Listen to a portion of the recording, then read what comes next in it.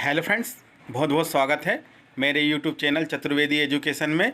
मित्रों, आज हम एक इम्पोर्टेंट टॉपिक की बात करेंगे जो कि बहुत ही आवश्यक है और बहुत ही लोगों का एक विषय रहता है कि उन्हें सरकारी जॉब या शासकीय नौकरी कैसे प्राप्त हो।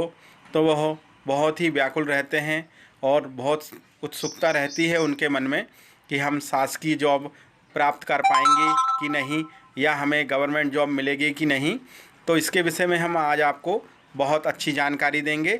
आपको इसके बारे में संपूर्ण जानकारी देंगे कि हाथों में, हस्तरेखा में गवर्नमेंट जॉब का योग है कि नहीं, हमारे पास ऐसी रेखाएं हैं कि नहीं जो हमें शासकीय नौकरी या गवर्नमेंट से, सरकार से, शासन से हमें नौकरी दिला सके, लाभ दिला सके। हम आपको इसकी पूरी जानकारी देंगे। मित्रों, हम बताते हैं कि शासकीय नौकरी के लिए, शासन से लाभ के लिए कौन सी रेखाएं होनी चाहिए हाथ में और यह कैसे बनती हैं, यह कौन से योग हैं, हम इसके बारे में आपको संपूर्ण जानकारी देंगे। हम देखते हैं कि शासन से लाभ के लिए, सरकार से लाभ के लिए जो ग्रह हैं कौन कौन से हैं, हम आपको इसके बारे में पहले बताते हैं। सरकारी जॉब के लिए गुरु ग्रह का सबल होना, स्ट्रॉन्ग होना बहुत ज़रूरी है और उसके साथ साथ सूर्य ग्रह का या सूर्य पर्वत का स्ट्रॉन्ग होना बहुत ज़रूरी है, जिससे कि हमें शासन से लाभ मिल सके, सरकारी जॉब हमें प्राप्त हो सके। अब हम आपको बताते हैं कि वह कौन कौन सी रेखाएं हैं जो कि हमें शासकीय लाभ या सरकारी नौकरी के लिए योगदान देती हैं। यदि भाग्य रेखा से निकलकर कोई रेखा गुरु पर्वत की ओर जाती है तो यह एक प्रकार का सरकारी नौकरी का योग बनता है, लेकिन यह रेखाएं कहीं से टूटी फूटी या खंडित नहीं होना चाहिए। अब हम आपको एक अन्य योग के बारे में बताते हैं।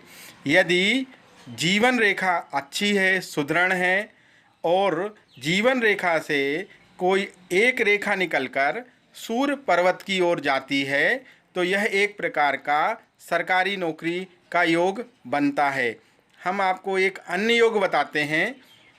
यदि जीवन रेखा से कोई रेखा निकलकर, जो कि प्रारंभिक अवस्था से निकलकर गुरु पर्वत की ओर जाती है तो यह एक सरकारी नौकरी का योग होता है।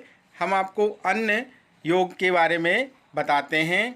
यदि कोई रेखा, जैसे कि भाग्य रेखा कहते हैं, और भाग्य रेखा से निकलने वाली एक शाखा सूर्य रेखा की ओर जाती है या सूर्य रेखा पर मिलती है तो यह एक प्रकार का सरकारी नौकरी का योग माना जाता है।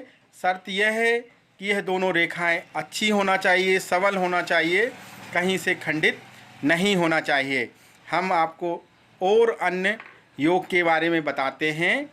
यदि सूर्य रेखा एक है, खड़ी है, स्पष्ट है और उससे कोई रेखा निकलकर सीधे गुरु पर्वत की ओर जाती है तो यह एक प्रकार का सरकारी जॉब का या गवर्नमेंट जॉब का योग माना जाता है हस्तरेखा में। अब हम आपको एक अन्य योग के बारे में बताते हैं, जिससे कि आप अपने हाथों को देखकर यह पता कर पाएंगे कि हमारे हाथों में सरकारी नौकरी का योग है या नहीं। हम बताते हैं आपको कि वो योग कैसे बनता है। यदि भाग्य रेखा एक कर्व लिए हो, एक मोड़ लिए हो और यह गुरु पर्वत की ओर झुकती है तो यह एक प्रकार का सरकारी नौकरी का योग बनता है। साथ ही साथ गुरु पर्वत अच्छा होना चाहिए, उभरा हुआ होना चाहिए और गुरु पर्वत पर दो खड़ी रेखाओं का निशान होने चाहिए, दो खड़ी रेखाएं होनी चाहिए, जिससे कि यह आपका एक प्रकार का सरकारी नौकरी या गवर्नमेंट सर्विस का योग बन जाएगा।